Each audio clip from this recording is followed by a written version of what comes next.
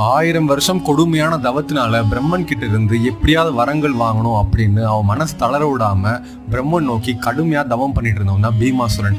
பீமாசுரனோட தவ வலிமையாலையும் அவன் தவத்தினால உண்டாக்குன உஷ்ணத்தாலையும் தாங்க முடியாத தேவர்கள் வந்து பிரம்மன் கிட்ட போய், நீ தயவு செஞ்சு பீமன் கிட்ட போய் அவன் கேட்குற வரத்தை கொடுத்துருங்க, இல்லை அப்படின்னா தேவலோகமே அப்படி சுட்டு எரிஞ்சிரும் போல அந்த அளவுக்கு ஒரு உஷ்ணத்தை அவன் உருவாக்கிட்டு இருக்கான் அப்படின்னு சொல்றாங்க. பிரம்மனும் அதை கேட்டு பீமனுக்கு வந்து அவன் வரங்கள் கொடுக்கறதுக்கு முன் வந்தாங்க. பீமன் கேட்ட மாதிரியே பிரம்மனும் வந்து வரங்கள் கொடுத்தாரு. என்ன அப்படின்னா, தனக்கு பலம் அப்படிங்கிறது எதிர்க்கு ஏற்ப அபரிவிதமா வளர்ந்து போய்கிட்டே இருக்கணும், அதனால அவன் அழிக்க முடியாத ஒரு மிகப்பெரிய அசுரனா இருக்கணும் அப்படின்னு சொல்லி வரம் கேட்டான்.